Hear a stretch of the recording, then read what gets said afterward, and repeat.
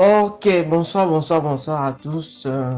Bienvenue au nouveau, à ceux qui ont intégré, n'est-ce pas, la communauté crypto Edu il y a quelques jours, il y a quelques heures pour certains. Donc, déjà, pour vous familiariser avec ce chat ou alors avec ce groupe Telegram, il faut noter que 3 fois par semaine ou alors 2 fois par semaine, nous organisons des salons, des salons vocaux pour essayer de traiter de certaines thématiques. Et je vous invite les uns les autres à participer à cette thématique-là pour essayer de grandir et d'apprendre davantage dans l'écosystème crypto. En ce qui concerne la thématique de ce soir, nous allons parler entre autres, je veux dire, on va parler en fait de débutants. Quand vous débutez dans la crypto-monnaie, par quoi commencer? Quand on donne une question comme celle-là, c'est peu vaste, certes. Mais on retrouve là des questions fondamentales, des questions de base qu'on devrait se poser. Par quoi commencer? Quels sont les outils dont je dois avoir besoin en fait, pour comprendre l'écosystème? Parce qu'on commence d'abord par là. Avant d'investir dans toute autre chose, dans tout domaine, on doit se poser les questions. Dans quoi est-ce que j'investis? À quoi est-ce qu'elle sert? Comment puis-je investir? Quels sont les outils que je peux utiliser y, euh, pour m'insérer rapidement, alors comprendre rapidement ou aisément cet écosystème. Donc, on va essayer d'évoquer cela ce soir. Et n'hésitez pas à poser les questions durant cette présentation ou alors durant cet échange qui vous sera certainement bénéfique. Bien, en fait, quand on dit je débute dans la crypto, par quoi je commence? La première chose que vous devez vous poser comme question, ce n'est pas d'écouter les bruits forcément. On va pas vous enseigner à la télévision comment est-ce qu'on investit dans les crypto-monnaies. Il faut aller d'abord chercher les informations. La première question à se poser, c'est d'abord de savoir c'est quoi la crypto-monnaie. À quoi est-ce qu'elle sert? Pourquoi est-ce que les gens en parlent?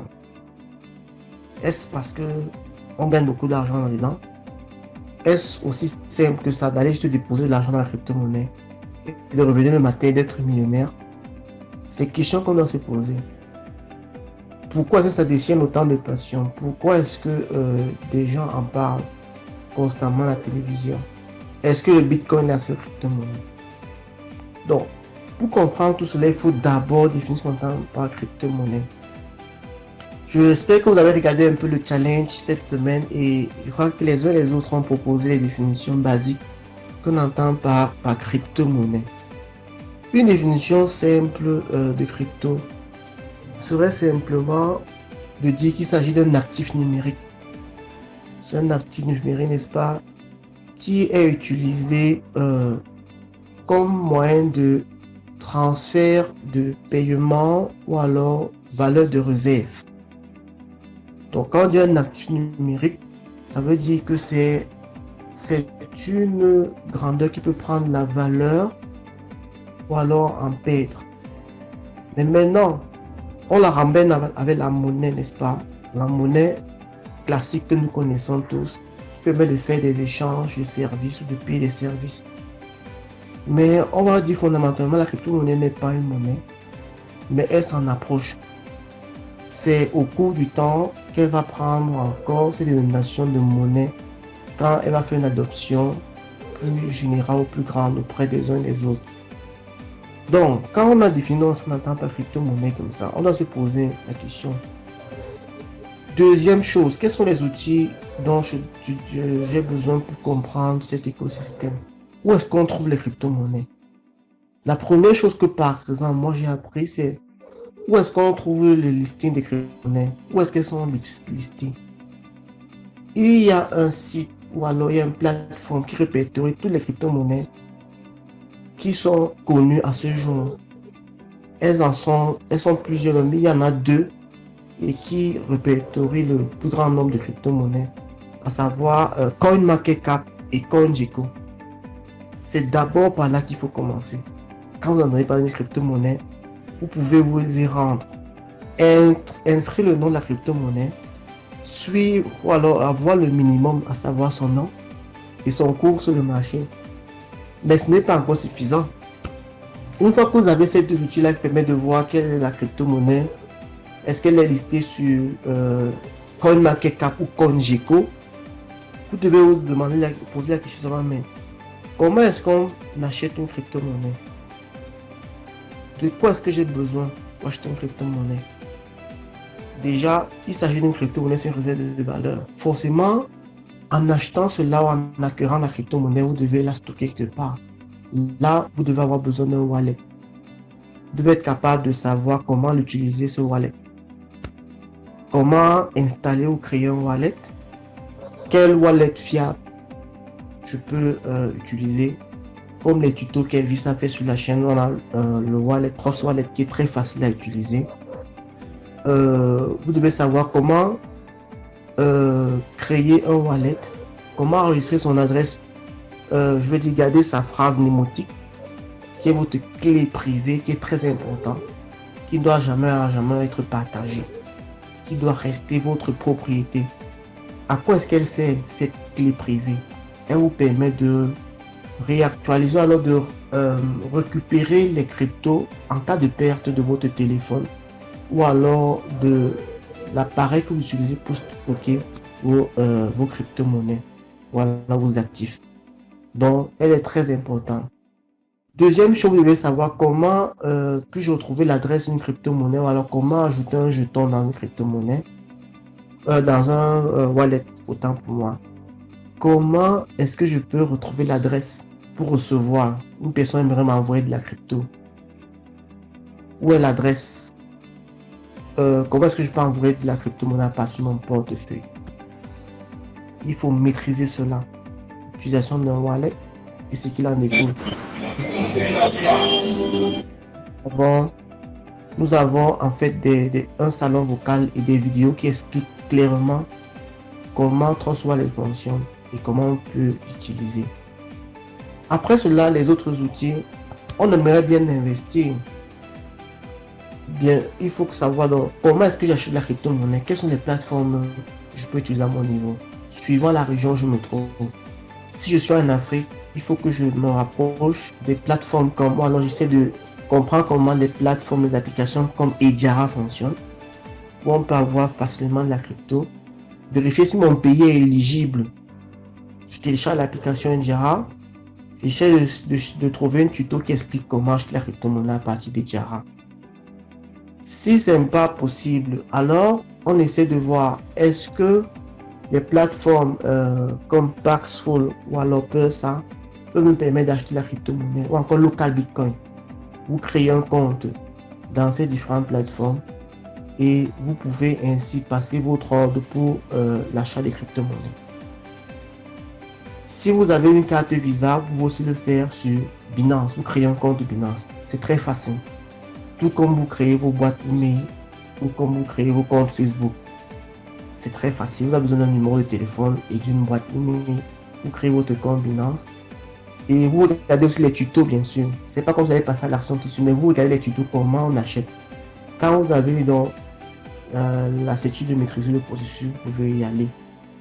Donc, que ce soit les monnaies fiat que nous avons localement ici, via les mobile money, Orange Money, on peut acheter des crypto-monnaies sur Local Bitcoin, on peut acheter des crypto-monnaies sur Paxful, sur Ediara, on peut acheter des crypto-monnaies.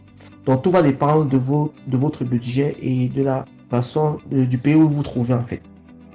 Binance avec la carte Visa et Trust Wallet aussi, on peut acheter avec la carte Visa.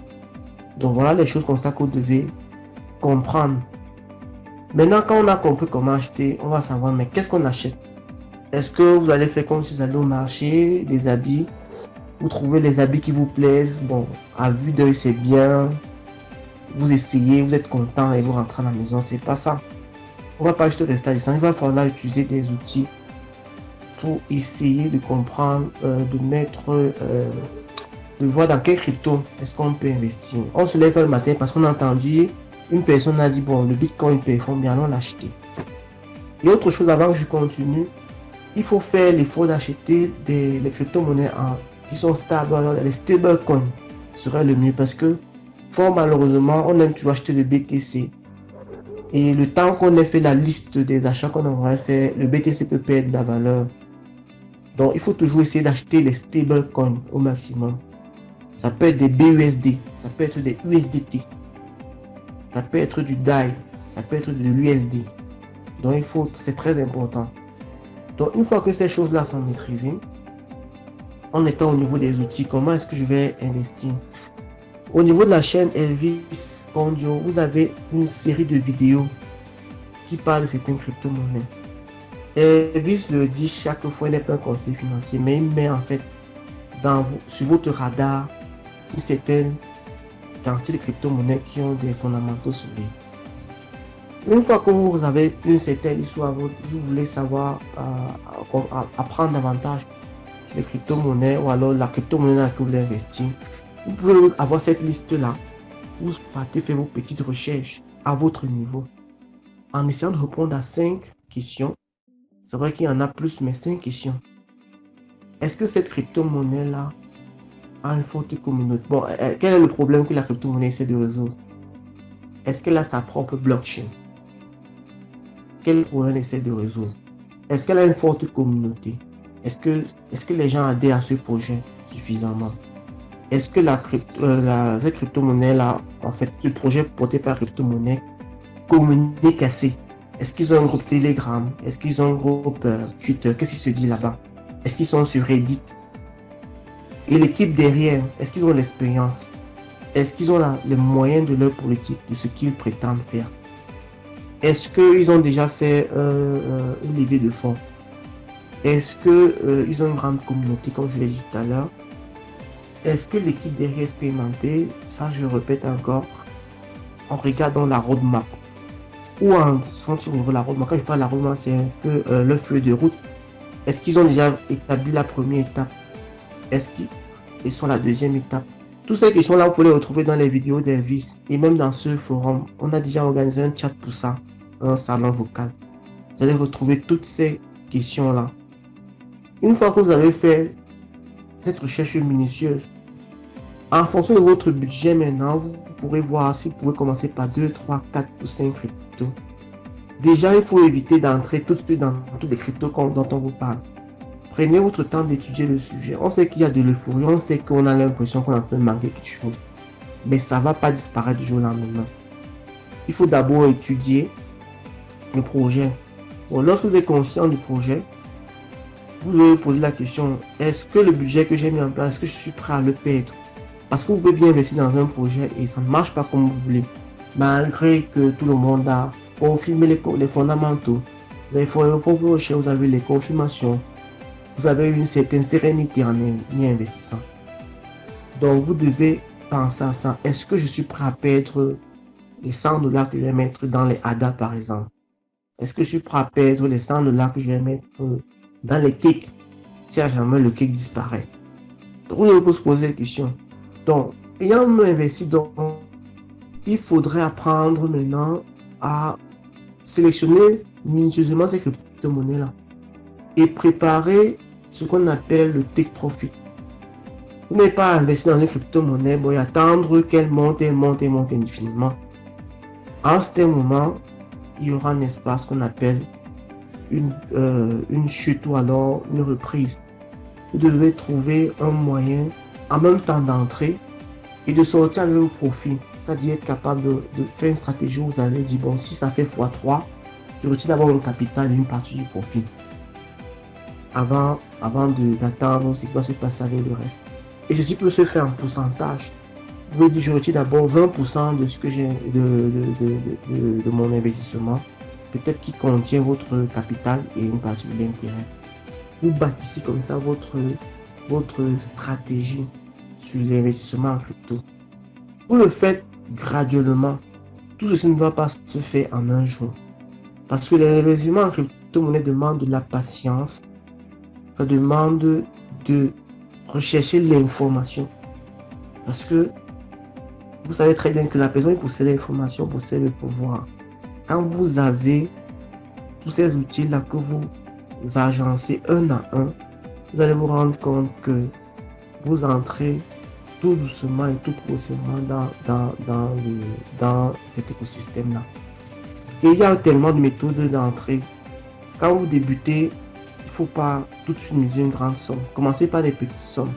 Ça peut être même 50 $ ou même moins. Ça peut être même 20 $, 30 $.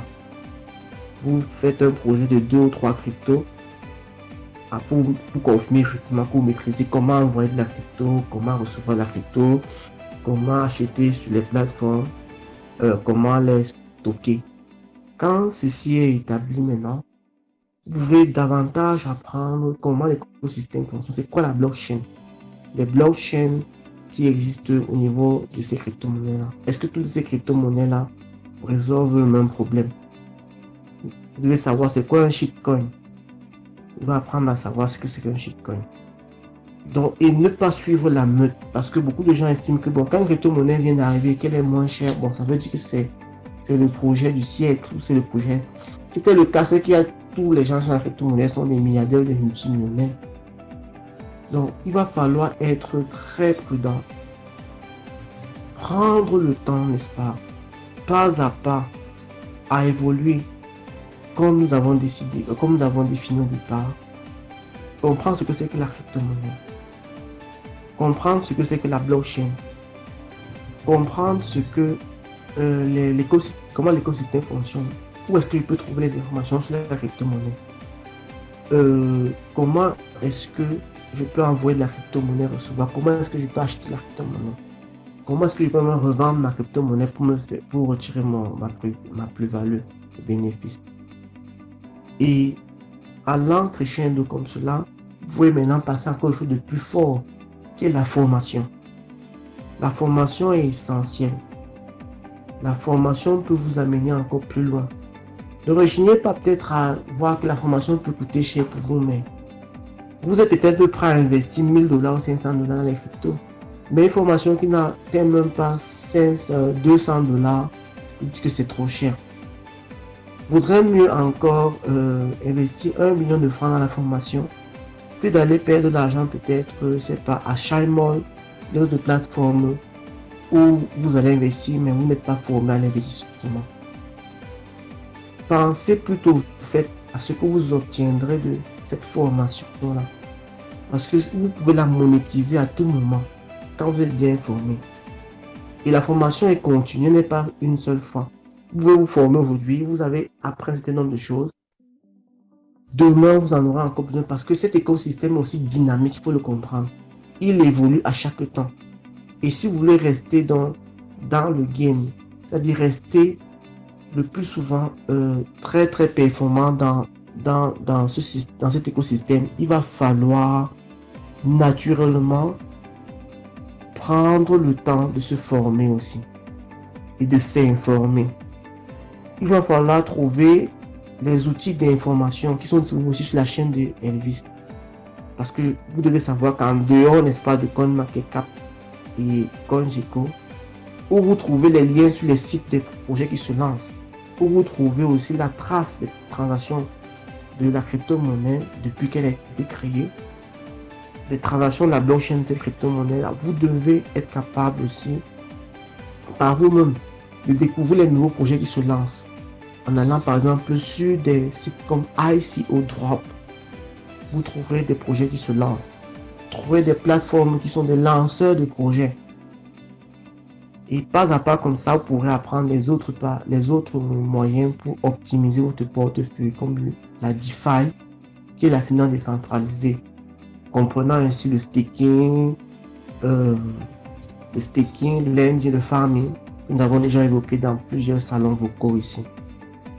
Donc, là, les outils de base, voilà le minimum qu'un débutant doit essayer d'acquérir avant de se lancer. Donc, il n'est pas indiqué de venir tout de suite. Bon, on est dans la crypto-monnaie, vous lancez, vous demandez directement dans le chat, qu'est-ce que vous pensez de telle crypto-monnaie? Avant même de poser des questions, prenez aussi la peine de nous dire ce que vous avez trouvé sur la crypto-monnaie. Ce n'est pas comme si tout le monde connaît toutes les crypto-monnaies. Il y en a 8 000, bon, 9 000 qui sont listées sur CoinMarketCap. Certaines ne servent à rien, certaines sont là, mais tous font partie de l'écosystème de l'écosystème, je veux dire, de l'écosystème crypto-monnaie. Donc, avant de poser une question comme cela, prenez la peine de faire vos propres recherches. Si vous avez trouvé des choses, dites-nous d'abord ce que vous avez trouvé pour voir comment on peut vous aider. Donc, ne commencez pas tout de suite. J'ai vu tel crypto, parce que c'était 0,00001 que je vais tout de suite aller acheter parce que c'est moins cher. Ce n'est pas comme ça. Ce n'est pas parce que la crypto-monnaie est moins chère qu'elle va bien performer, alors ce n'est pas parce qu'elle est moins chère qu'il faut d'abord acheter et attendre. C'est avec des stratégies, c'est avec un profil aussi, bien sûr, que vous devez trouver. Ça, c'est une partie très importante que vous devez aussi prendre en compte. Dans l'écosystème crypto-monnaie, il y a deux profils, à savoir le profil investisseur, le profil trader. Quand on parle d'investisseur, certains l'appellent holder. En fait, c'est quand vous avez décidé d'investir dans les crypto-monnaies, vous achetez les crypto-monnaies, vous décidez de les garder sur le long terme, souvent le moyen terme, espérant qu'elles prennent de la valeur et que vous les revendiez ensuite pour vous faire une plus-value. Voilà le profil holder, investisseur. Donc celui-ci est patient, il étudie minutieusement la qualité des projets qui sont devant lui. Il achète les cryptos, il les stocke dans son portefeuille et il les revend quand celles-ci prennent de la valeur. La deuxième chose, c'est le trader. Le trader, lui, il combine les fondamentaux du projet et ensuite l'analyse graphique. Le trader peut se lever le matin, il entre dans une crypto, il a dit de faire 1% par jour. Il entre dans une crypto donc il a fait l'analyse au préalable, bien sûr. Il achète la crypto le matin. Après 12 heures de temps, il la revend parce qu'elle a atteint son objectif. C'est-à-dire peut-être 10% ou 2%. Si c'est atteint, il sort complètement. Basta. Dans le trading aussi, on a ce qu'on appelle le trading futur au niveau de Binance. Vous pouvez aller directement prendre une position, vous pariez qu'une crypto-monnaie va prendre de la valeur pendant les prochaines 24 heures, pendant les prochaines 2 heures. Il vous dit qu'elle va arriver jusqu'à peut-être 1,7 $ comme le ADA. Donc, avec des autres options, les outils que vous avez eu, que Ebis a partagé aujourd'hui, on vous dira, vous verrez si votre pari a été tenu, vous recevez une plus-value parce que vous avez tenu un pari et ça a marché. Avec les effets de levier qui sont les effets multiplicateurs de vos gains. Mais bien sûr, ça c'est très dangereux, vous le savez très bien. Il faut bien se former, bien comprendre comment il fonctionne pour y aller. Donc, avec ces outils-là, quand vous avez défini votre profil, vous pouvez entrer sereinement. Naturellement, vous pouvez aussi être semi-trader et semi-investisseur. Et la plupart, en général, en fait, combinent les deux. Mais vous pouvez décider de rester simplement investisseur et passer à trader plus tard. Mais vous pouvez toujours faire les deux. Mais pour un début, ce qui est recommandé, c'est le profil trader. Je vais dire le profil investisseur ou holder, comme on le dit très souvent. Donc avec ces outils-là, à mon humble avis, vous verrez que graduellement et progressivement, vous monterez, vous apprendrez quelque chose. Et autre chose, on ne fait pas l'investissement si seulement pour l'argent dans la crypto-monnaie. En trouvant la passion, vous allez voir que ça devient plus facile pour vous-même de tomber sur les bons projets. De développer la passion, c'est commencer à dire de comprendre que ce projet peut-être veut résoudre un problème. Et ce problème vraiment inhérent à notre société ou à notre monde dans lequel on vit. Si c'est vraiment le cas, vous trouvez de la passion donc à trouver ces projets, ces différents projets qui se résolvent des problèmes factuels, des problèmes réels. Et développant comme ça la passion, vous voyez que aisément vous entrez dans le monde de la crypto avec un peu plus de sérénité et un peu plus de conviction. Donc ne le faites pas juste pour l'argent, faites-le pour apprendre, faites-le pour découvrir et ainsi de suite vous verrez.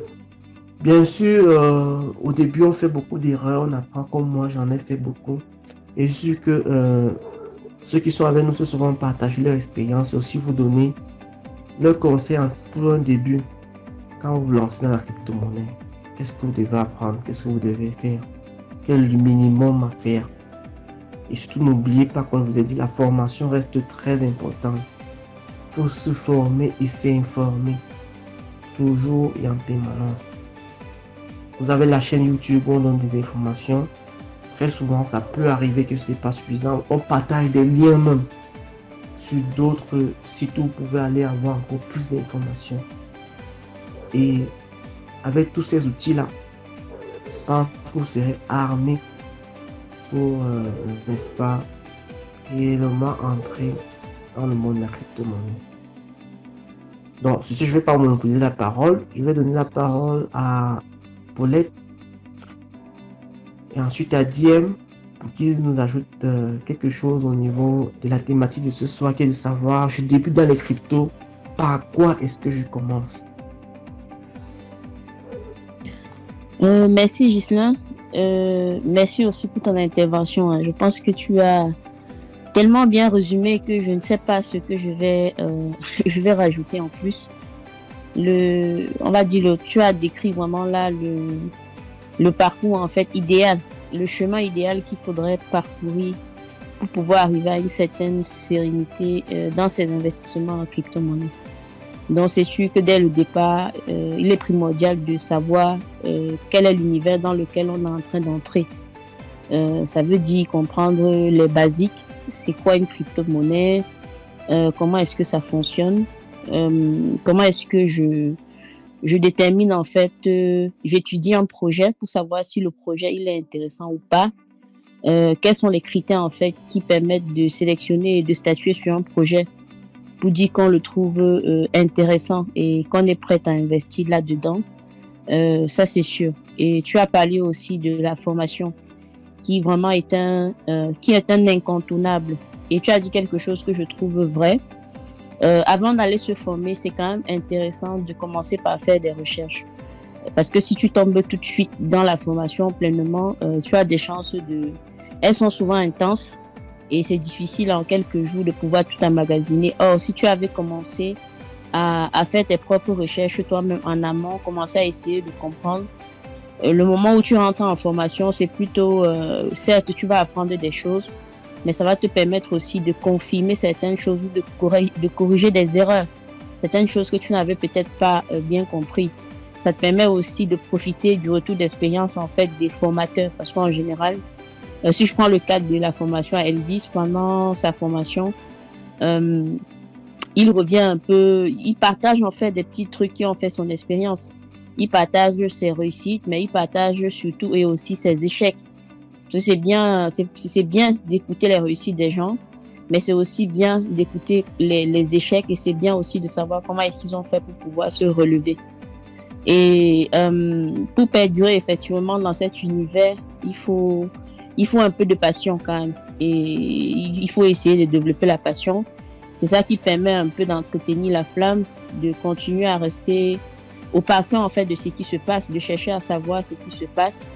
Parce que l'information, comme il a dit Ghislain, c'est une des clés de la réussite en fait dans cet univers-là. Comprendre comment est-ce que les news, les informations peuvent impacter le marché.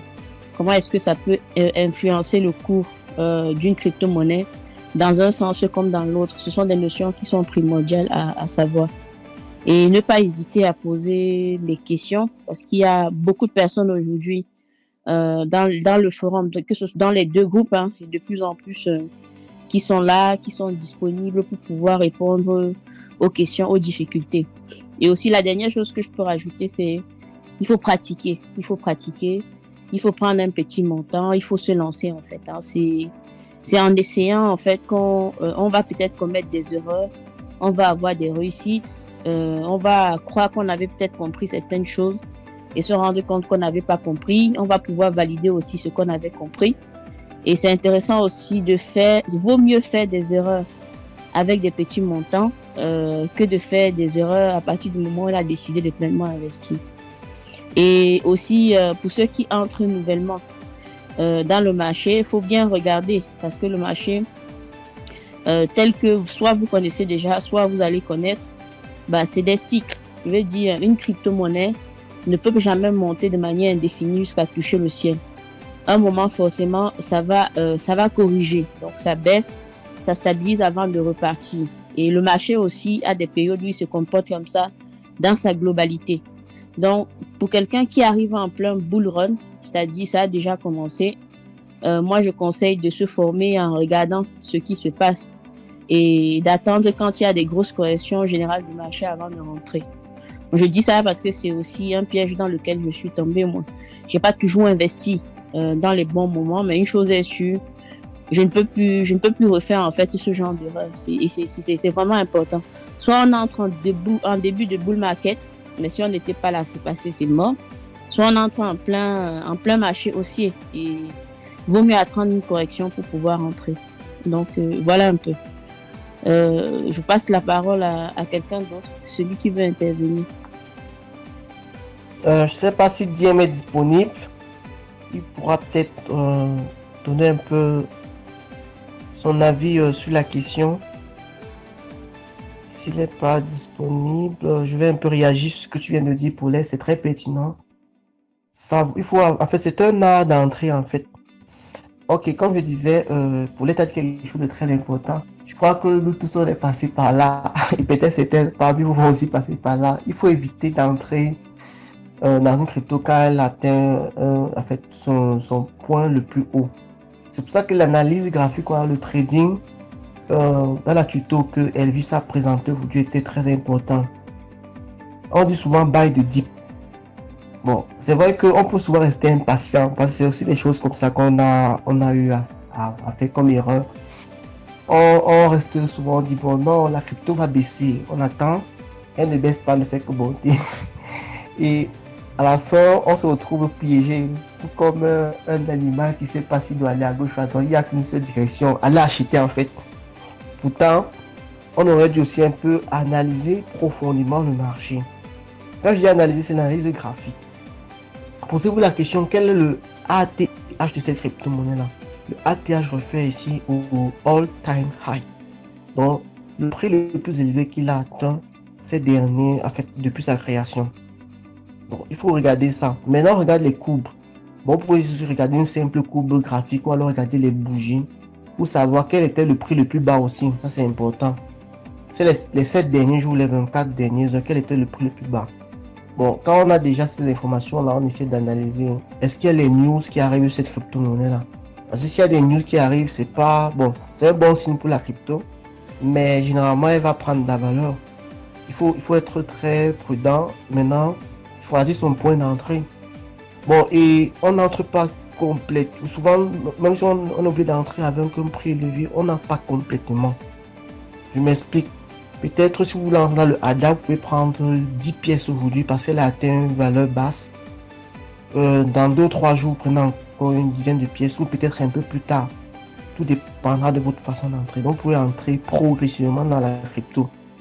Bon, ne pas entrer pleinement quand ce sont déjà des montants élevés. Donc, c'est très important cette partie-là. Toujours choisir un point d'entrée. Malheureusement, le marché a ceci d'intéressant, c'est que souvent quand les gens attendent en fait que le BTC, comme c'est lui qui est un peu la monnaie dominante du marché, prenne la valeur pour entrer dans le marché. Et vous verrez très bientôt, donc les gens vont attendre que le BTC atteigne peut-être même, je sais pas, 70 000 $ avant d'entrer en fait. Parce qu'ils voient que ça a pris de la valeur, il faut aussi qu'ils viennent. Bon, ils ne connaissent pas l'écosystème, ils veulent juste de l'argent très rapide, parce qu'ils ont vu ça monter. C'est pas comme ça. Il faut le plus souvent avec le temps, vous allez participer à ce qu'on appelle les ICO. Les Initial Coin Offerings sont en fait des levées de fonds. Donc une crypto qui a des fondamentaux sérieux peut inviter les uns et les autres à venir acheter la crypto à la base dès que le projet est en train de se lancer. De cette façon-là, vous pouvez voir quand il sera listé et prendre la valeur avec le temps. Donc c'est aussi des choses qu'il faut apprendre à regarder. Donc je crois que pour l'État vraiment fait le tour avec un certain nombre de choses. On va donner la possibilité à une personne de réagir pour essayer de répondre à la thématique. Comme je l'ai dit, je débute dans la crypto. Par quoi est-ce que je commence? Je ne sais pas si Monsieur Yves aimerait ajouter quelque chose à ce que nous allons me dire. Ok. Tu sais pas. Bah, je vais pas. C'est vrai qu'il y a plus le salon en cours, mais je dirais que le monde de la crypto est fabuleux. Et pour tout débutant, avant même de parler de l'aspect financier, il est important ne serait-ce que de comprendre le jargon. Parce qu'il y a énormément de nouveaux termes que vous devez comprendre. C'est quoi la crypto-monnaie? C'est quoi la blockchain? Il ne sert à rien de parler de crypto-monnaie sans parler de blockchain. Il faut savoir ce que c'est la blockchain. Il faut commencer par les définir en fait. Vous devez pouvoir lire énormément les définitions venant des sites de référence. Par exemple, Wikipédia, c'est déjà un bon début. Et vous devez apprendre à reformuler ces définitions-là. Personnellement, je participe au challenge de LB et c'est très édifiant. C'est pas pour forcément gagner les gains qu'il promet, mais le fait de pouvoir réexpliquer un concept technique avec des termes simples à des personnes qui ne sont pas forcément familières à ce domaine des crypto-monnaies, ça vous enrichit vous-même. Comme on dit souvent, tout ce qui est bien construit, lorsque quelque chose est bien construit, le mot plaisir sortait aisément. Donc prenez, c'est pas un petit frère à la maison, votre grand-mère, pourquoi pas une tante, c'est pas pour la convaincre, mais il faut essayer de définir les choses à cette personne-là pour qu'elle comprenne. Si la personne n'arrive pas à comprendre, alors changez les termes. Essayez de définir ça avec des termes basiques, des termes africains. Prenez des exemples qui peuvent permettre d'illustrer ce que vous voulez dire. Lorsque vous allez maîtriser le jargon, le vocabulaire, en tant que débutant, déjà vous allez mieux comprendre un certain nombre de vidéos. Parce que beaucoup de personnes, lorsqu'ils se lancent dans l'explication, ils vont toujours vous parler des termes qui vont totalement vous égarer. Et si vous ne comprenez même pas ce que ça signifie, en tant que débutant, ça déroute souvent certaines personnes, ça décourage certaines personnes. Il entend holding, il entend trading, il entend blockchain, il entend clé privée, il entend clé publique. Tout ça là, ça pose un bordel fou dans la tête. Pour moi, la base, c'est de maîtriser d'abord cette définition. Et aussi, avant d'investir un centime, comme je dis toujours, il faut apprendre comment entrer, comment sortir. Les gens, c'était tout à l'heure, je disais tout à l'heure, c'est très important. Les gens se disent, quelle crypto-monnaie a pris de la valeur, je vais aussi me jeter dans cette crypto-monnaie-là. Et vous appliquez ce qu'on appelle généralement le FOMO. C'est simplement la peur de manquer une opportunité. Vous avez entendu que le Bitcoin est en train de monter, fou. Vous courez pour chasser le prix. Imaginez que vous êtes un être humain et vous courez derrière un lièvre.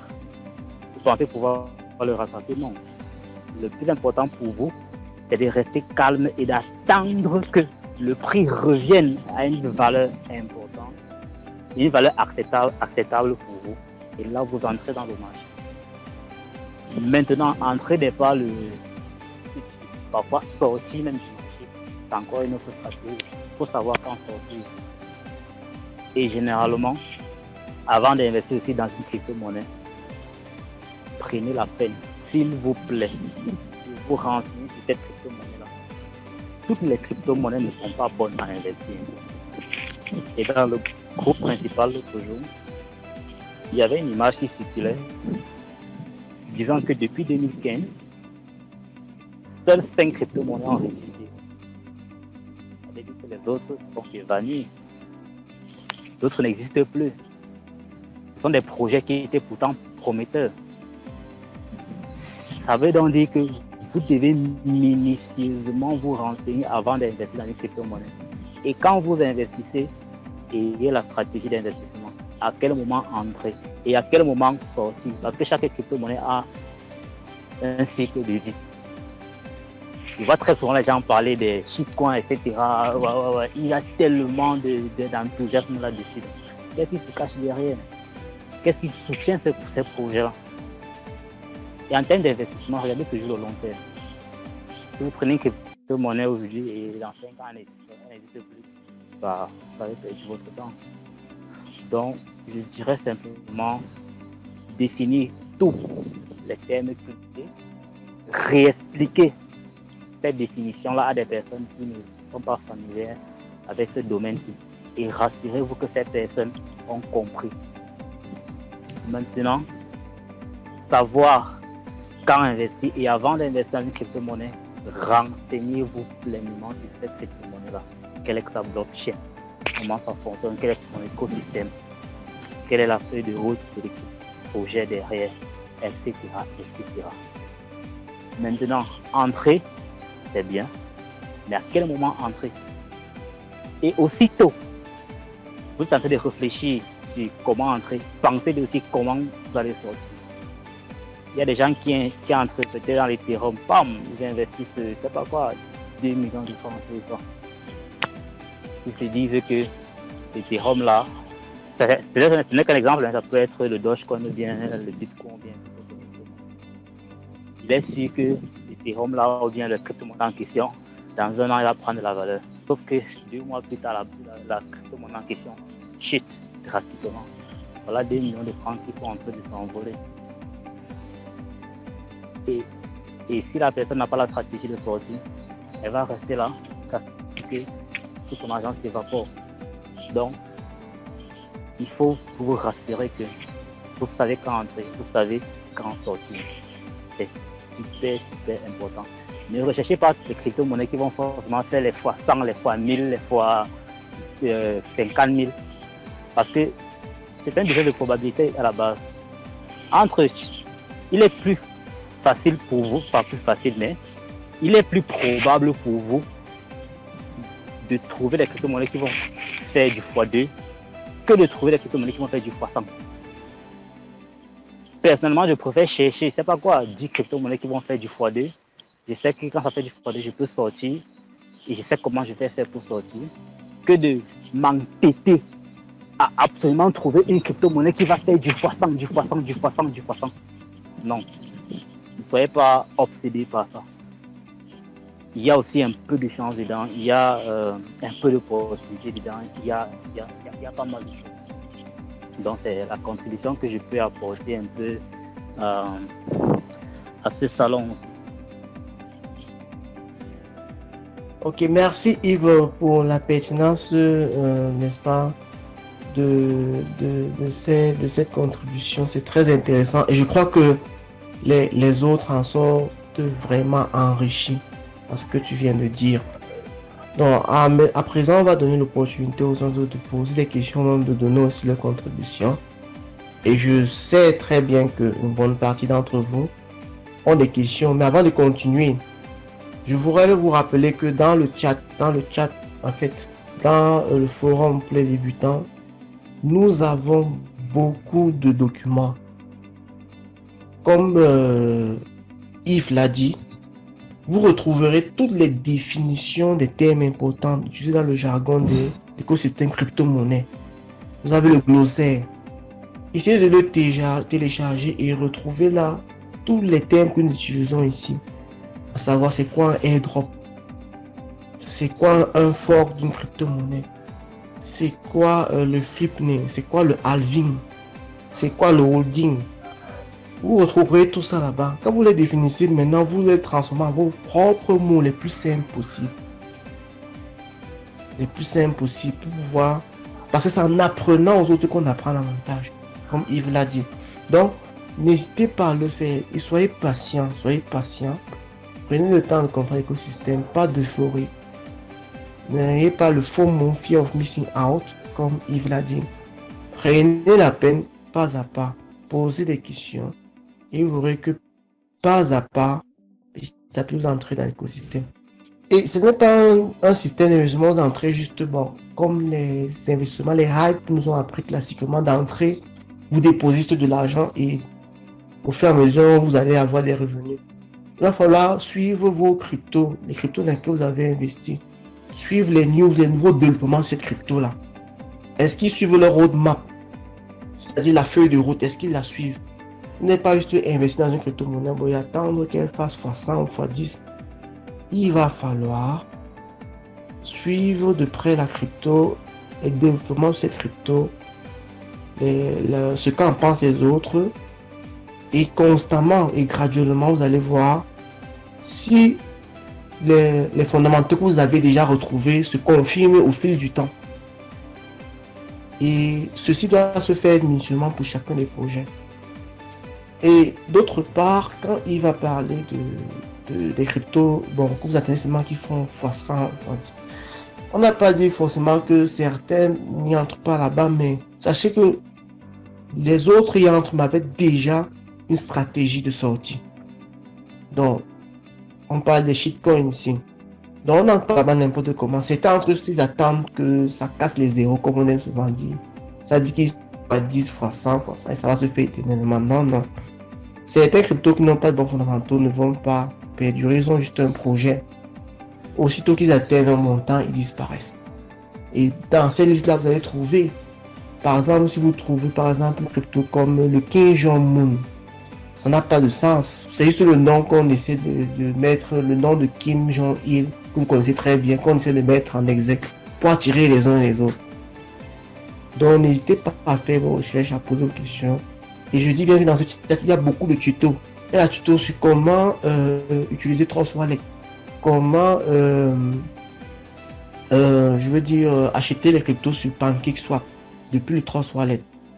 Comment trader sur Binance. Comment passer son ordre d'achat sur Binance lorsqu'on fait le trading. Comment utiliser votre Trust Wallet lorsque vous voulez envoyer et recevoir de la crypto. Comment ajouter des jetons, une nouvelle crypto dans votre wallet. Je dis bien que ce chat, vous avez tous ces vidéos-là. Et vous avez les livres. Vous avez au moins une demi-douzaine de livres. Bon, il y a le manuel d'abord pour débutants dans la crypto-monnaie. Il y a le Bitcoin pour les nuls.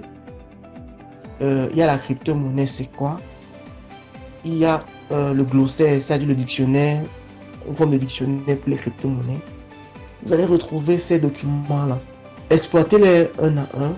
Mais pour un début, commencez par le manuel du débutant. C'est le plus simple à parcourir, il n'est que quelques pages. Donc n'hésitez pas à poser vos questions. Bien, après cette mise au point, je vais donner l'occasion aux uns aux autres de poser des questions. Je vois Stéphanie qui est connectée. Je sais qu'elle a toujours beaucoup de questions. N'hésitez pas. Je vois John Rufino. Si vous avez des questions, n'hésitez pas à ce moment. Bonsoir Adélaïde.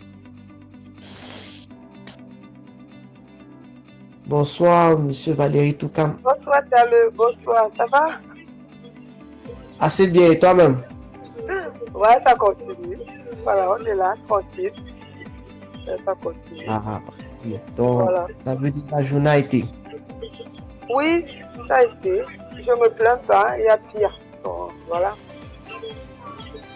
D'accord, ravi de t'avoir avec nous dans ce salon. Oui, bon, si tu nous prends en cours, en fait, on est en train de faire une thématique. Je débute dans les cryptos. Par quoi est-ce que je commence? Donc, après avoir exposé là maintenant, on est au niveau des questions. Oui. D'accord, pas de soucis. Donc, j'écoute. Ça va, tranquille. Ok. Donc, les nouveaux qui viennent d'arriver. D'accord. Les nouveaux, n'hésitez pas à poser les questions. Stéphanie, est-ce que tu as des questions? Bonsoir à tous. Non, pour le moment, non, pas encore. J'ai d'abord et par la suite, je vais poser mes questions. Merci. D'accord. Est-ce qu'il y a des questions ou alors est-ce que vous aimeriez réagir par rapport à ce qui s'est dit depuis le début de ce salon? Est-ce que vous aimeriez apporter votre contribution aux nouveaux? Pour ceux qui sont anciens, nouveaux et autres, n'hésitez pas. Les nouveaux, vous pouvez expliquer un peu où est-ce que vous en êtes dans votre processus. Qu'est-ce que vous avez déjà appris? Qu'est-ce que vous avez déjà implémenté? Vous en êtes où? Si vous avez déjà rencontré des difficultés, comment est-ce que vous essayez de faire pour les surmonter? Ça peut être aussi intéressant de partager ça avec tout le monde. Oui, bonsoir. Bonsoir, oui, j'ai une préoccupation, c'est par rapport, j'aimerais avoir un peu plus d'informations sur la formation de Elvis. Je ne sais pas si elle va faire pour ces formations plus holder ou il y aura aussi le trading dedans. Bon, je ne sais pas. sur quoi essentiellement porte la formation? Si vous pouvez peut-être un peu m'éclairer ça. La formation ne parle pas du tout de trading. Je pense bien qu'il est en train de mettre en place une formation sur le trading. Donc, ce sera deux formations bien distinctes. C'est vraiment une formation qui est plus destinée à quelqu'un qui va avoir un profil investisseur. Mais même pour le trader d'ailleurs, le trader aussi a besoin de connaître ça parce que là-bas, on balaye en fait un peu tout ce qu'on vous a expliqué. Donc, on va dire les fondamentaux, la genèse en fait de la crypto-monnaie, les fondamentaux, comment est-ce qu'on investit et autres. Et il y a des cas pratiques. Et puis on essaie en fait des choses. Donc c'est pas que théorie, il y a aussi de la pratique là-dessus. Mais pour répondre vraiment à ta question, non, on parle de tout dans cette formation, sauf du trading. Et il y aura une formation spécifique sur le trading qui va arriver plus tard. Oui. C'est qu'il y a eu pour oublier qu'il y a en fait un coaching privé. Donc, ça veut dire que personnellement, Elvis vous suit en fait dans votre évolution et l'implémentation de ce que vous avez appris en fait. Donc, il y a un coaching privé après. Tout à fait. En fait, il y a un groupe. En fait, chaque session en fait on constitue un groupe après la session et ces personnes-là sont suivies effectivement de manière personnelle. Ils répondent personnellement aux questions, aux préoccupations des uns et des autres. Et ce pendant un mois. Tout à fait, pendant un mois. Bon, et pour la formation trading, alors, donc ça dit c'est après ça qu'il y aura l'ouverture du volet trading. La formation trading n'est pas encore disponible, mais il va communiquer là-dessus le moment venu. Ok, merci. De rien. Bien, pour ceux qui sont super intéressés par les formations en trading, en attendant que la formation d'Elvis soit disponible, je vous inviterai à suivre Binance Academy. Il y a pas mal d'informations que vous allez apprendre là-bas. C'est presque les bases, comment lire les graphiques, etc. Aussi, oui, tout à fait. Vous devez savoir qu'en trading, vous pouvez avoir la même formation dispensée par 1000 personnes, la même stratégie dispensée par 1000 personnes. Mais après, il faut un suivi. Le suivi est la partie la plus importante après formation. Et ce suivi-là, je crois que Elvis ne ménage aucun effort pour pouvoir encadrer les gars qu'il a formés. Mais en attendant que la formation soit disponible, franchement, Binance Academy, c'est une source d'information utile à toute personne, quel que soit votre niveau débutant ou avancé. Et ils ont une facilité à expliquer certains concepts. Donc vous pouvez commencer par là en attendant que Elvis finisse avec sa formation.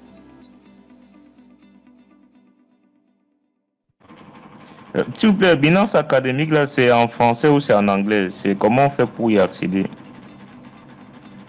Il y a plusieurs langues, en fait. Et il y a le français. Donc, Binance, c'est academy.binance.com, simplement. Donc, c'est un domaine principal. Okay. Et en termes d'information, c'est souvent bon de partir vous renseigner à la source. Donc Binance, c'est déjà une très bonne plateforme. Son académie va beaucoup vous aider. D'ailleurs, même Coinbase Academy, c'est aussi très important. C'est vrai que pour avoir déjà les bases, vous pouvez aussi aller sur Coinbase Academy. Vous allez apprendre pas mal de choses. Maintenant, les stratégies que Elvis pourra partager et le suivi, ça va vous permettre de comprendre d'abord plus rapidement et d'avancer aussi plus rapidement. Parce que vous aurez déjà quand même un certain background et une certaine facilité à comprendre certains concepts.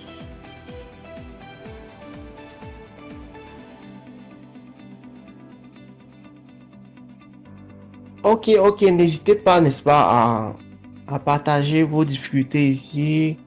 Où est-ce que vous en êtes déjà dans l'écosystème pour ceux qui viennent débuter, pour qu'on puisse, n'est-ce pas, tous apprendre ensemble. Et aussi des questions, n'hésitez pas. Allô? Oui, monsieur Kwakol Konan, allez-y.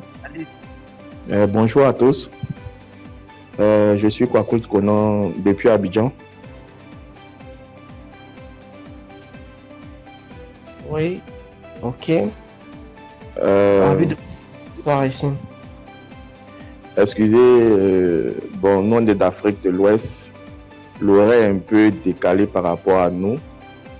On est en plein heure de travail. C'est maintenant, on peut dire que c'est la descente et j'ai pas suivi correctement les interventions ici et là. Mais j'ai entendu parler de formation. Mais j'ai pas vu ou bien j'ai pas entendu parler de montant pour la formation. Vous avez parlé d'accompagnement et autres. C'était mes premières préoccupations d'abord. Ok, en ce qui concerne la formation, vous avez un flyer dans le chat. D'abord, le montant il est de $309.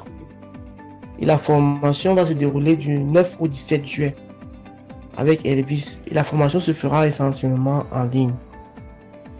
Donc, n'est-ce pas, la formation, comme on le disait tout à l'heure, du 9 au 17 juin. Et vous aurez un coaching privé pendant 1 mois.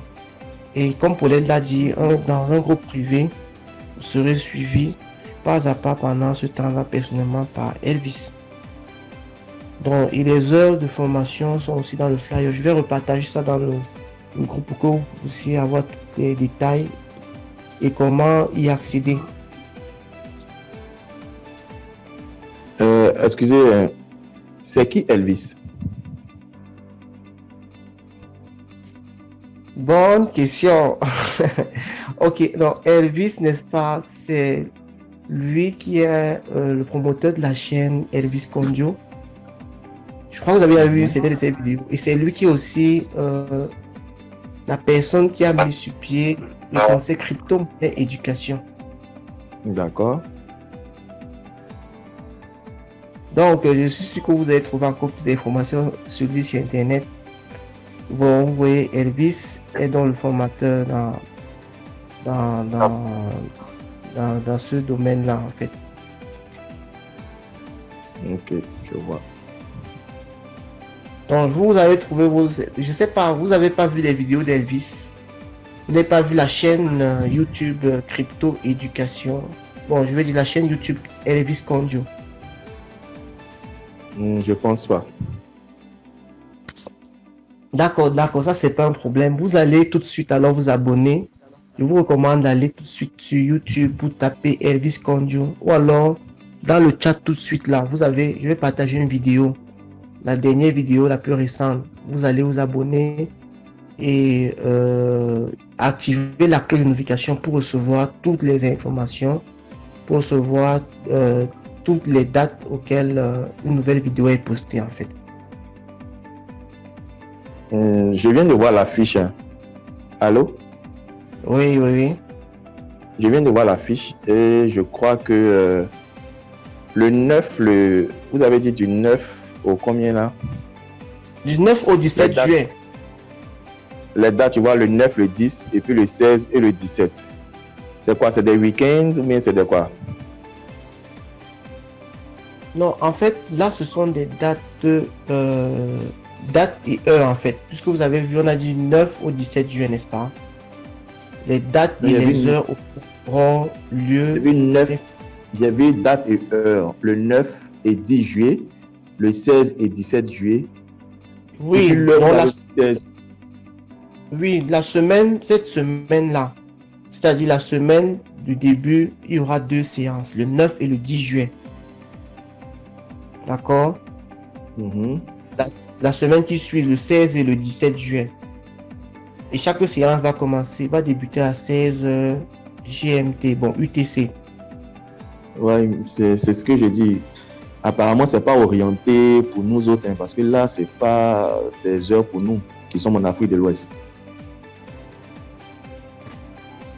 Bon, là, je sais pas trop. En réalité, ce sont ces heures auxquelles Elvis est disponible pour la formation. Bon, sachez aussi que Elvis est en Chine. Donc, c'est aussi un gros sacrifice. C'est 8 heures. Lui aussi, c'est 8 heures, au moins 8 heures là-bas de plus. Ouais, donc, c'est pas évident. Donc, si vous n'assistez pas en direct à la formation, vous allez accéder au replay. pour ceux qui ont- Au replay, il y oui, a des gens mais qui tu n'as peuvent pas- souscrire à tu la peux pas poser formation, de questions, mais en fait. même pour une raison technique, ils ne peuvent pas être en live. Donc le replay est disponible pour toute personne qui a souscrit à la formation. C'est vrai qu'ils Maintenant, dites-moi, préconisent le pour payer, live. on paye quoi en crypto ou bien c'est quoi, Orange Money et autres? Je crois que c'est disponible dans le Bon. flyers. Il a les cryptos, Western Union, Mobile Money. Orange Money, Ah oui. Western. En Je fait, vois crypto. Oui, quand vous contactez par elviscondu.com et que vous avez choisi votre mode de paiement, vous indiquez comment vous allez payer, quoi. Une fois que vous entrez et que vous vous inscrivez pour la formation. Donc sur le D'accord. flyer, c'est le moyen de contacter Elvis Condu. Ok. Il n'y a pas de souci. Je peux poser maintenant une question? Allez sur la chaîne YouTube de Elvis et vous allez en fait voir qui est Elvis. Il n'y a pas de souci. Je le ferai tout à l'heure. Je peux poser une question? Allez-y, allez-y. D'accord. Je me suis essayé à faire du staking. Je ne savais pas trop qu'est-ce que c'était. Je me suis essayé. Et j'explique. Hein. J'ai pris une monnaie sur la plateforme, on disait comme ça, 7 jours de staking et avec un certain taux. Et là, j'ai fait avec un. Ok, j'ai staké du token LON avec un taux, avec une durée de 7 jours. Et là, ça dépasse 7 jours, mais mes tokens sont encore bloqués. On me dit qu'il est possible de débloquer, mais je ne sais pas comment faire. Est-ce que quelqu'un peut m'accompagner dans ce sens? D'abord, vous avez stacké votre crypto où? Sur OKX. Sur OKX. Ok, je connais pas très bien cette plateforme-là, mais quoi qu'il en C'est une soit, plateforme, asiatique. OKS, ce que vous dites. OKEX. Donc on dit OKX. Ok. OKEX. Ok. Mhm. En fait, généralement, quand vous avez stacké votre crypto, il y a toujours une option qui est écrite on stake. Bon, généralement, comme c'est en anglais. On stake veut dire que vous quittez en fait de la pool. Ça veut dire que vous voulez qu'on libère vos jetons plus les récompenses. Mhm. Donc, Mais il ça, faut on ne se met- trouver cette- On ne met même pas cette option en fait. Bon, mais essayez de trouver dans les détails de votre pool où vous avez stacké, parce que les détails aussi révèlent. Il faut bien savoir si vous avez véritablement mis 7 jours ou peut-être. Parce que en principe, c'est un smart contract qui gère ce genre d'opération. Donc tout est fait de telle façon que le jour dit, la crypto-monnaie se distake en fait. Elle quitte elle-même et revient dans votre portefeuille avec les récompenses. Dans certains pools aussi, on a d'abord les récompenses avant d'avoir son capital plus tard. Dans certains, on mélange en fait parce qu'il y a l'effet composé. Mhm. Oui. D'accord. Donc, essayez de trouver. Je ne peux pas vous répondre sans avoir vraiment, je veux dire, un snapshot de la pool devant moi. De comprendre comment le processus de staking se passe sur cette plateforme-là. Mais généralement, il faut trouver sur la pool on stake. D'accord. Ok, il n'y a pas de souci. Peut-être une bosse, peut-être après je vais vous envoyer des captures. Si c'est D'accord, possible. sans souci. Vous pouvez envoyer dans le chat, comme ça, tout le monde apprend aussi. D'accord. Ça marche. Il n'y a pas de souci. Ok, je vois. Sans souci. Nous sommes là. N'hésitez pas à participer aussi au quiz parce que dans le chat en ce moment, on a un quiz qui est ouvert à tout le monde. Et le quiz Oui, vous permet d'apprendre. j'ai vu un quiz, j'avais commencé à y répondre et puis bon, avec le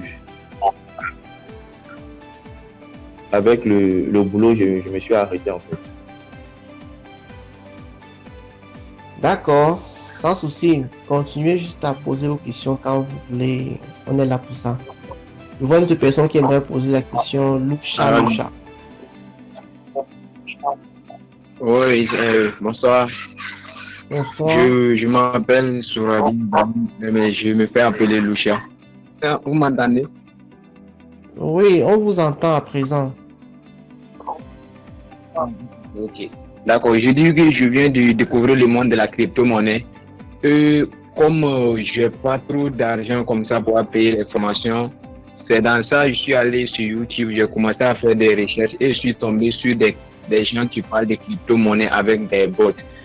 Donc, des airbots, j'aimerais demander votre avis sur ces robots qui donnent qui pourront être échangés ou bien c'est juste du fake. Vous parlez de quoi? Des airdrops, des bots? Je ne comprends pas exactement votre question. Ceux qui donnent les crypto-monnaies gratuitement. Là. Ok. Déjà, je puis vous rassurer qu'il y a déjà... Cette thématique a été abordée, mais on va encore revenir là-dessus. Parce que vous devez savoir que, en fait, le airdrop, n'est-ce pas, c'est la distribution des jetons, des tokens d'un projet dans le but, en fait, de faire la campagne de sensibilisation ou alors une politique marketing mise par les lanceurs de projet pour intéresser le maximum de personnes, pour augmenter la communauté et faire connaître le projet. Donc, généralement, il y a des centaines de milliers de airdrops qui sont disponibles. Bon, quand on dit des fakes, en réalité, je ne vais pas dire que tous sont des fakes. La condition déjà sine qua non pour savoir si vous avez un airdrop plus intéressant, c'est de vérifier si elle ne vous demande pas en contrepartie d'envoyer de la crypto-monnaie pour recevoir cette crypto-monnaie gratuitement. Donc, tant que cette condition-là est retenue, il n'y a pas de problème. Et une autre condition, c'est que pour éviter des désagréments, il faut généralement dédier un portefeuille au airdrop. Parce que, faut malheureusement dire souvent que des personnes reçoivent des airdrops, des cryptos, mais qui sont en réalité des virus. Voyez. Donc, quand vous avez plutôt dédié un portefeuille au airdrop, vous avez vos cryptos où vous investissez vraiment et votre portefeuille qui n'est que pour les cryptos gratuits. Donc, ça vous permet de sécuriser. Et maintenant, en ce qui concerne où trouver les airdrops, il y en a à foison. Je vous recommande d'aller sur CoinMarketCap. Il y a un calendrier des airdrops qui est disponible à ce propos. Et vous pouvez passer facilement à ces airdrops-là. Et même pour passer à des airdrops, il faut créer même un compte, je vais dire une adresse email dédiée au airdrop. Cet airdrop peut aussi récupérer vos adresses pour faire autre chose. Donc, tant qu'on ne vous demande pas de la crypto en contrepartie, il n'y a pas de problème. Et autre chose, dans le cas des airdrops qui sont lancés sur la Binance Smart Chain, il peut arriver que certains frais pour la transaction, parce que ça se passe sur la Binance Smart Chain, peuvent être demandés, peuvent être, je vais dire, déduits de votre compte. Automatiquement, là-bas, ce sont des frais. Voilà, ce n'est pas comme si on vous a demandé de retirer, de vous envoyer de l'argent. Donc, tant qu'on ne vous demande pas d'envoyer de l'argent pour recevoir un compte de l'argent, c'est comme ça qu'il vous reconnaîtrez les airdrops en fait. Donc, il peut y avoir des distributions gratuites. Il faut se positionner rapidement et effectuer les tâches qu'il demande de faire de façon rigoureuse pour être parmi les gagnants, parce que vous n'êtes pas le seul à participer à ces airdrops-là. Certains le font en bot, certains le font simplement sur les...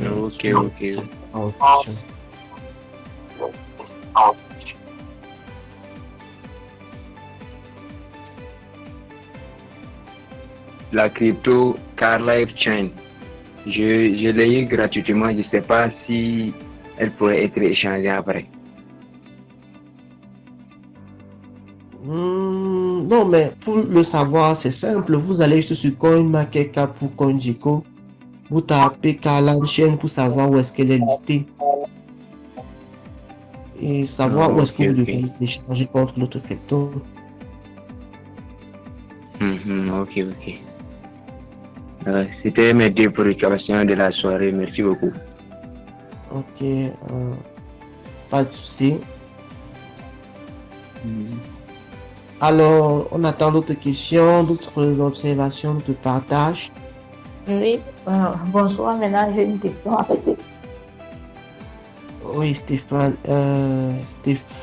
vas-y. Oui, en fait, c'est Stéphanie, j'appelle depuis l'Allemagne. Et puis, j'ai une question, s'il vous plaît. J'aimerais savoir pour le Bandpoint académique, en fait, comment procéder pour un groupe Telegram ou bien c'est plutôt sur Google qu'il faut chercher pour intégrer le groupe? Bon, en fait, la Binance Academy, c'est en fait, ce sont des vidéos. C'est une série de vidéos. Donc, ça dit qu'il y a des vidéos qui sont projetées en fait même sur YouTube en fait. Donc, comme il y a le site où on retrouve les vidéos, pendant que la vidéo se déroule, vous pouvez poser les questions en commentaire. Et je vais partager le lien dans le groupe. Ah, d'accord. Merci beaucoup. Et pour Binance académique également, s'il vous plaît. Oui, c'est ça que je dis. J'ai partagé le lien dans le groupe. Il faut juste cliquer là-dessus. Ok, c'est super. Merci beaucoup. Paulette, tu l'as partagé dans quel groupe? Dans le groupe des débutants. Mais pourquoi moi je ne vois pas? Ah oui. Attends, non, effectivement, ça a été super. On ne voit pas. Allô? Oui, Ghislain. Je crois que c'est parce que certainement je n'ai pas les droits. Ok. Je croyais que c'était comme dans l'autre groupe. Envoie dans le groupe principal, je vais renvoyer ici. Ou alors tu m'envoies ça inbox sur partage. Parce que je ne comprenais pas, je regarde de là envers, je ne vois pas. J'ai partagé, mais je n'ai pas regardé si c'est parti ou pas. Il faut que je cherche à nouveau. J'ai perdu le truc. Ok, je vais t'envoyer le lien, tu partages. Ok. D'accord, Stéphanie, encore une question. N'hésite pas. Hein. J'espère que tu vas faire un 20 sur 20 au prochain quiz. Hein. Je l'espère également. Et oui, j'ai une autre question, s'il vous plaît. Bon, quand on parle lorsque le prix d'entrée est supérieur au prix, en fait, je parle du graphique sur le tableau là, en fait. Et s'il y a de l'analyse technique, je ne sais pas si je peux poser la question. Bon, oui, vas-y. D'accord. Quand on parle que le prix d'entrée est supérieur au prix de sortie, le graphique, elle est rouge, elle est verte, en fait. Parce que les deux là, j'ai un peu une confusion avec. Ok. En fait, si tu regardes la tuto, par exemple, de Elvis, tu vas te rendre compte que le trader ou alors l'analyse de graphique généralement repose sur un outil très intéressant qui sont les chandeliers japonais. C'est pas les chandeliers qui sont des bougies en fait. Donc, tu vas retrouver les bougies de couleur verte et les bougies de couleur rouge. Et elles sont généralement rattachées avec des mèches, tu vois un peu. Ok, c'est simple. La bougie rouge en fait indique une baisse. Une baisse du prix. Tu vois un peu. Donc, comme tu sais que c'est une baisse, on comprend le haut de la bougie va indiquer à quel prix il était au départ. Et maintenant, le point le plus bas de la bougie va t'indiquer au point, en fait, le prix auquel il s'est retrouvé à la fin de cette heure-là. Parce qu'il faut maintenant comprendre que chaque bougie peut représenter une heure, ça peut représenter une minute, ça peut représenter un jour quand tu choisis l'option. C'est-à-dire qu'il y a l'option en 7 days, 7 jours, l'option 4 heures, l'option 30 minutes même. Tu vois un peu. Dans ce moment, que chaque bougie représente une minute. Et quand tu touches même la bougie, tu vas voir, il va te dire à telle période, on était avec la bougie rouge. Le prix était en chute et la mèche a tiré vers ce côté-là. Mais maintenant, quand le prix est en train de monter, on a la bougie verte. Tu vas voir maintenant les différents mèches qui vont te tirer vers le haut, ou alors une petite bougie qui va dire quand même que le prix en ce moment était dû à la hausse.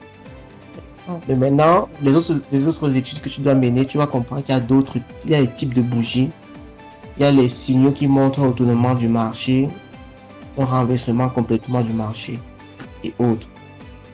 Donc déjà, les deux bougies là, tu dois savoir que la couleur verte indique une hausse du prix et l'autre, c'est la baisse. Maintenant, quitte à toi de voir ce que tu veux faire exactement. Ok, d'accord. Ok, merci beaucoup. Là, ça répond clairement à ma question. Merci. Ok, je partage le lien pour Binance Academy dans le chat. Ok, c'est super. C'est ce que je lui ai demandé que je n'ai pas retrouvé. Donc, c'est déjà là, Stéphanie. Effectivement, j'ai retrouvé, merci.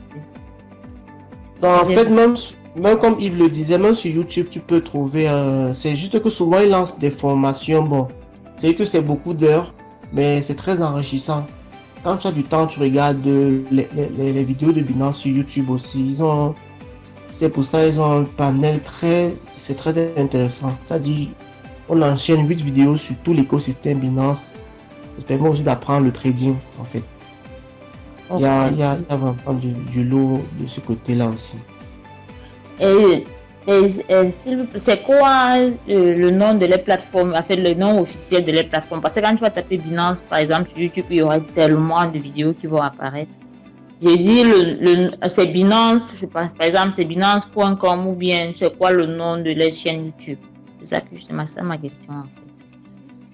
Je pense que le lien a déjà toutes les informations en fait. C'est academy.binance.com. Maintenant, au niveau du site academy.binance.com, c'est un mixte. Il y a des photos, il y a du texte, il y a des vidéos. Maintenant, ce qui est expliqué en vidéo au niveau de la chaîne YouTube, la même notion, la même leçon est aussi expliquée en texte avec des images, des captures d'écran, etc. C'est pour que les gens qui sont plus à l'aise avec les vidéos puissent suivre la vidéo. Les gens qui sont à l'aise avec la lecture puissent suivre la lecture. Mais en réalité, vous obtenez les deux, vous obtenez les mêmes informations à travers les différents canaux. Personnellement, je préfère parfois le site parce que il y a plus d'options en termes de langue par rapport à quelqu'un qui va uniquement sur YouTube. Certains vont vous dire je ne comprends pas l'anglais, ça devient un blocage, et c'est même un frein psychologique. Alors qu'avec la même leçon qui est enseignée sous forme de texte, d'image, capture d'écran, etc., il peut facilement convertir ça en anglais, en allemand, en arabe, etc. Que ce soit la traduction interne de Binance, que ce soit la traduction Google. Donc, il a le choix. Donc, c'est à vous de trouver ce qui vous arrange le mieux. Mais les mêmes leçons sont enseignées et en vidéo, et en texte, et en image. Ok, super. D'accord, merci beaucoup. Et bon, je suppose que pour PointsB, c'est pareil en fait. PointsB académique. Ouais. Pour PointsB, c'est pareil. En fait, moi, je suis là depuis l'application, c'est pas compliqué. Ok, super, merci beaucoup. Donc tout le monde devrait passer par là. C'est vraiment une mine d'or en termes d'information. Et parfois, certaines informations que vous trouvez là-bas gratuitement, vous allez trouver certains, je ne vais pas les appeler apprentis sorciers, mais vous allez trouver certains formateurs qui vous donnent les mêmes informations, mais à coup d'or. Ok, monsieur Kwaku Konan, je regarde je vais dire les snaps que vous avez, les snapshots que vous avez envoyés, mais c'est vrai que je ne trouve pas où déstaker, mais je vois l'information là qui dit clairement que c'est plutôt le 6-21, je veux dire le 21 de ce mois que vous serez déstaké. Si je vois bien sur l'information statut de l'ordre. Le statut de votre ordre est gain et votre ordre sera automatiquement échangé le 6-21. Oui. Je pense que c'est une erreur de date et c'est le 21 que vos cryptos seront déstakés. C'est la date qui est écrite en dessous là. Oui, c'est la date qui est écrite en dessous, je vois moi aussi. Mais le problème à mon niveau, c'est que je ne comprends pas c'est que je l'ai lancé le 4, le vendredi 4. Et je ne comprends pas pourquoi ça me fait ça. C'est comme si c'était dans un troisième cycle, en fait. Parce que c'est des cycles de 7 jours. Oui, ça veut dire qu'il a lancé automatiquement le second cycle. Qu'est-ce qui s'est passé? Moi-même, je ne sais pas. Parce que la première semaine, selon ce qu'ils ont mis sur le contrat, c'était une semaine.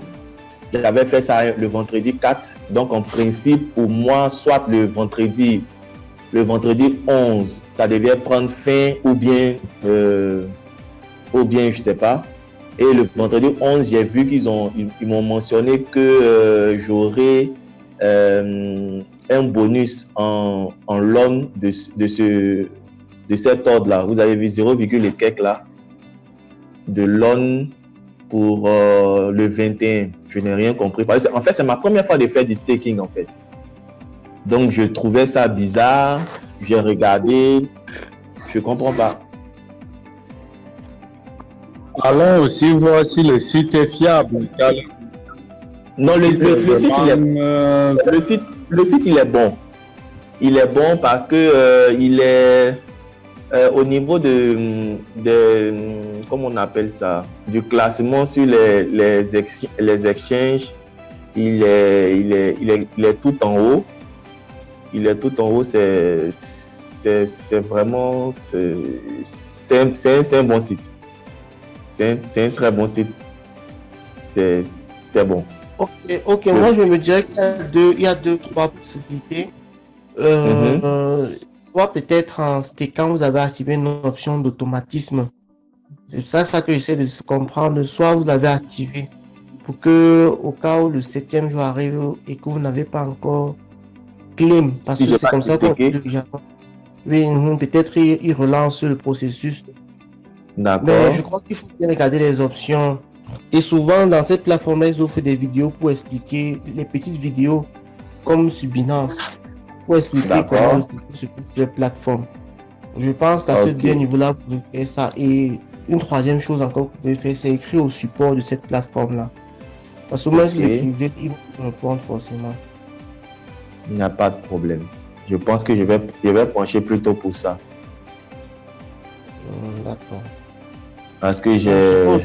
Au support, ils vont en fait, si vous expliquer. Parce que comme disons qu'ils ont lancé un système d'automatisme de staking au cas où vous ne déstakez pas vos cryptos. C'est bien possible. Plus un smart contract qui gère ça, ce n'est pas un être humain.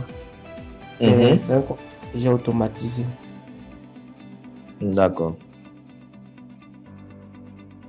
Ok, ça marche. Je vous remercie. C'est classé 16e plateforme d'exchange. C'est bien coté. C'est bien coté pour... C'est bien. Vous pouvez me rappeler le nom de la plateforme? OKX. OKEX. Oui. Ok, ça marche. Allô? Oui, allô? Oui, monsieur DP01. Bonsoir à vous. Vous nous appelez depuis... Ok. Ravi de vous avoir ce soir. Merci. D'accord. En fait, j'ai deux questions. La première question, j'ai écouté l'intervention de Yves. Donc, j'ai vu qu'il nous avait dit de bien étudier le projet La Monnaie et de plus investir sur... Bon, pour lui, sa préférence, c'est d'investir sur une monnaie qui sera durable, qui peut faire 1 x 10. Que de faire 1 x 2, que de faire 1 x... de chercher des monnaies qui vont faire 1 x 10 ou 1 x 100. Alors, ma question est la suivante. Bon, il y a un ami qui m'a dit, au lieu d'investir sur des monnaies qui ont déjà pris de grosses valeurs, par exemple le Bitcoin, il serait mieux de trouver des projets assez bien, mais qui ont de faibles valeurs. Comme ça, il est facile de pouvoir vous faire peut-être 1 x 2 que d'investir sur des projets qui ont déjà de grosses valeurs et vous aurez du mal à faire du 1 x 2. Par exemple, pour quelqu'un qui investit sur le Bitcoin, qui est aujourd'hui à au moins 35 000, 40 000 $, celui qui investit peut-être un bitcoin, il sera obligé d'attendre à ce qu'on passe à 70 000 $ pour pouvoir faire du x2.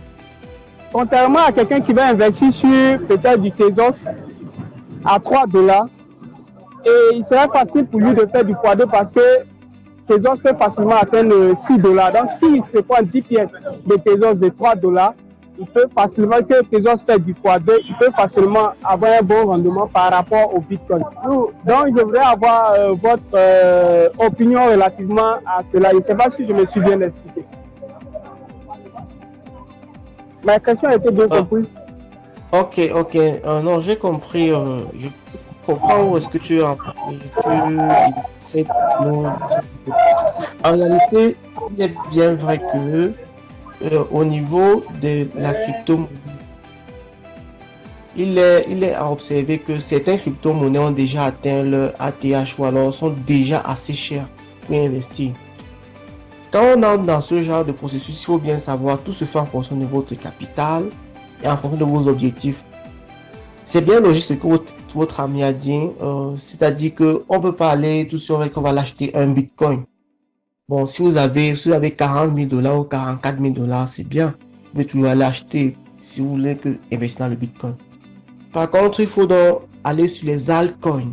Précise que les altcoins sont les crypto-monnaies qui sont, tous les autres crypto-monnaies, ils sont autres que le bitcoin. Donc, vous pouvez aller sélectionner des projets intéressants qui se lancent avec leur propre blockchain et qui ont des fondamentaux solides. Les choisir quand elles se lancent, quand elles ne sont pas encore très chères. Quand M. Yves en parlait, c'est parce qu'on sait très bien qu'il y a des crypto-monnaies qui se lancent, mais qui sont des 0,00001 $. Alors que le Tezos n'a pas commencé comme ça, pour l'exemple que vous avez pris. Il a commencé avec un faible prix. Et il est arrivé à 8 $ avant de redescendre. Donc, parce que le marché est en baisse, mais ça ne veut pas dire que le Tezos est un mauvais projet. Mais parce que l'écosystème est en train de se former pour avoir plus d'utilité et ainsi soutenir un maximum d'autres projets sur la blockchain qu'elle développe. Donc, ça veut dire que c'est bien pensé, et d'ailleurs beaucoup de gens le font, d'investir dans les crypto-monnaies qui ont du fort potentiel. Et une fois qu'elles prennent la valeur, plus tard maintenant, vous pouvez voir si vous pouvez acheter du Bitcoin Cash ou du Litecoin, ou alors du Bitcoin pour les garder d'une certaine façon. Mais quand on commence, on a un faible budget, on commence par des cryptos qui ont du fort potentiel, qui ont de bons fondamentaux. On fait une analyse graphique et on choisit son point d'entrée. C'est comme ça qu'on procède. Donc c'est bien ce que monsieur Yves a essayé de dire. Donc c'est pour confirmer en fait ce que vous êtes en train de penser. Effectivement, on va pas tous entrer dans les crypto-monnaies qui sont déjà très très chères. C'est un peu comme si on vous demande d'aller acheter le Yale Finance qui avait atteint 60 000 $ dernièrement. Et même si vous voulez y investir, vous pouvez bâtir une stratégie là-dessus. Vous dites d'acheter une fraction et vous savez que peut-être ça, en fait, d'après votre étude, elle va prendre la valeur très rapidement. Ça dépend de vous. Mais étudiez les projets les plus qui ont de fort potentiel, ne sont pas encore très chers. À propos des projets, on retrouve le Polygon qu'on partage constamment ici. On a du ADA, du Tezos. Tous ces projets-là, on a du Eagle, on a les crypto-monnaies qui tournent autour de la Binance, le Cake, le BSC Station et tout ce que vous connaissez. Quand vous avez étudié, vous avez l'intention d'y entrer, vous étudiez, vous donnez un objectif, vous dressez un tableau, la quantité que vous allez acheter, à quel moment vous comptez retirer vos profits ou votre capital, quand elle aura fait seulement du x3, du x4, du x10 ou du x5, ça dépend. Donc effectivement, c'est une bonne idée pour une personne qui débute dans les cryptos. C'est pour ça que j'ai pris la peine de dire au départ qu'il serait bien pour vous d'acheter les cryptos, les stablecoins en fait, pour pouvoir faire vos achats plus aisément. Donc c'est pas comme si tout le monde va acheter le bitcoin et bon, il va aller se coucher à la maison Il va attendre le Bitcoin à 100 000 dollars ou à 300 000 dollars. Et il va se dire que bon, j'ai gagné, c'est pas comme ça. Ok, tu avais une deuxième question, DP. Je crois que j'ai trop bavardé. Tu peux te poser ta deuxième question, s'il te plaît. D'accord. Ma deuxième question se trouve au niveau de l'échangeur PancakeSwap. Le plus souvent, nous avons des monnaies, des crypto-monnaies que certaines personnes proposent ou bien qu'on fait la recherche dessus, peut-être qu'elles viennent de net ou des choses. Mais je voudrais savoir en fait comment est-ce qu'on peut vérifier les monnaies qui sont listées sur PancakeSwap. Ok, non, en fait, vous pouvez, si vous voulez acheter une crypto-monnaie, on vous fait comprendre qu'elle est sur PancakeSwap. Il faut d'abord vérifier par vous-même en partant sur CoinMarketCap ou CoinGecko. Vous tapez le nom de la crypto-monnaie. Lorsque vous tapez le nom de la crypto-monnaie sur CoinMarketCap ou CoinGecko, elle affiche la liste des marchés, dont la liste des exchanges et de tous les exchanges où cette crypto-monnaie-là est tradable, où on peut l'acheter.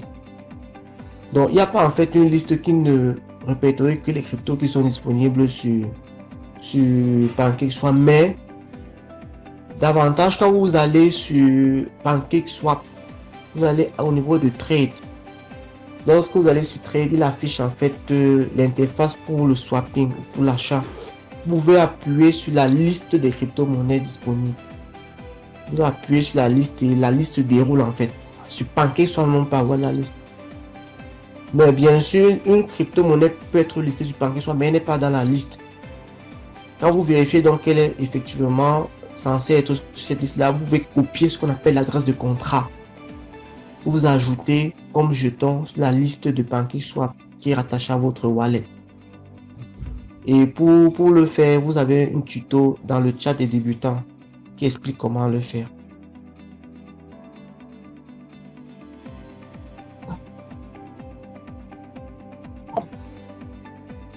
Donc j'espère que j'ai répondu à ta question, DP01 depuis la Côte d'Ivoire. Oui, je pense que c'est bon. Mais je voulais savoir, est-ce que une crypto peut manquer de liquidité sur PancakeSwap? Par exemple, la crypto peut être peut-être listée et elle est en train de suivre son cours. Mais est-ce qu'il peut arriver que cette crypto manque de liquidité? Donc pour quelqu'un qui veut, par exemple, qui a vu qu'il a fait du x2, qui veut revendre, il peut arriver que cette crypto-là manque de liquidité sur PancakeSwap. Est-ce possible? Ok, ça c'est une très bonne question. Je crois que les uns et les autres ont remarqué qu'il y a des cryptos qui se comportent comme ça. Généralement, c'est parce que pour la plupart, bon, ils n'ont pas de bons fondamentaux et souvent ils se retrouvent en rupture de liquidité. Donc on va prendre le cas par exemple de certains projets, vous voulez les échanger contre les BUSD, mais on vous dit pas de liquidité. Donc vous pouvez pas faire d'échange. Donc souvent ces cryptos là le font à dessein, puisque ce sont des cryptos en fait qui n'ont pas des projets sérieux et à la fin se trouvent en rupture de liquidité. C'est pour ça que souvent il faut chercher cette information même sur leur site ou alors sur la BSC Scan, c'est sur Binance ou alors sur ETH Scan pour avoir plus d'informations sur leur liquidité dans ces différents cryptos là quand tu veux faire le swapping. Parce que c'est ce qui est arrivé sur les cryptos comme Footballer. Je crois qu'il y avait Green Crypto et tous ces cryptos là. Donc ça peut arriver et c'est justement dû au fait que la crypto n'a pas de fondamentaux solides et bon, ils ont concentré leurs énergies sur d'autres liquidités et aussitôt qu'ils ont eu la liquidité, ils ont fait autre chose avec. Ou alors ils sont en train de se préparer à faire autre chose. Ils n'ont pas en fait ce qu'on appelle le minimum viable product. Et ils utilisent tout ce qu'ils gagnent pour faire autre chose avec. En fait, tout ce qui est mis à la disposition pour l'achat, pour faire autre chose avec. Donc, c'est ce qui arrive souvent à certains projets crypto. Parce qu'effectivement, ils devraient avoir la liquidité pour, si c'est peut-être un projet qui est sur la BSC, on devrait avoir la liquidité sur la BUSD, le WAP BNB, WBNB et le BNB lui-même, le BNB Smart Chain. Donc, c'est parce que le projet n'est pas aussi très, mais certains projets, ça peut arriver, mais généralement, ça ne met pas long. Quand je veux dire un projet sérieux se trouve en panne de liquidité, souvent ils communiquent même là-dessus et s'excusent auprès de la communauté. Bon, souvent aussi, certains le font à dessein ou expressement pour que les gens ne sortent pas du marché massivement. Donc, ne prennent pas leur profit massivement. Parce qu'ils vont se retrouver sans liquidité ou alors sans minimum viable product pour véritablement faire grandir le projet ou alors payer les différentes charges qui sont liées au projet, quoi. Ok, monsieur Cédric de base, vous avez une question, allez-y. Ok, bonsoir encore une fois de plus à tous.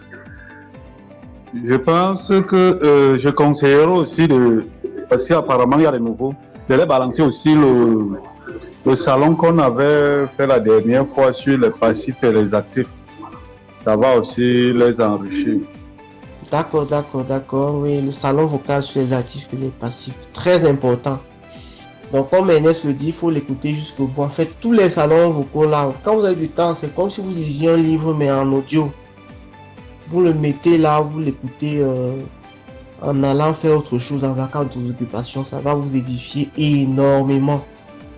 Parce que quand on parle de crypto, il faut savoir ce qu'on entend par actif et passif. Et c'est quoi l'investissement en fait? Quel est l'état d'esprit de la personne le mindset que vous devrez développer pour vous épanouir dans l'écosystème. Donc, je vais partager ça tout à l'heure, mais sans aucun souci. Donc, je rappelle encore au nouveau, n'hésitez pas à regarder les messages épinglés dans le chat des nouveaux, des débutants, ou même dans le chat principal, crypto-monnaie éducation. Il y a des informations à foison. Il y a des quiz. Il y a des vidéos, des tutos. Il y a des questions qui ont été précédemment posées. Il y a des salons et les salons qui ont été partagés en audio. En fait, il y a une marmaille d'informations. Le but n'est pas que vous vous perdiez dans les informations, mais que vous les utilisez pour grandir et comprendre davantage l'écosystème.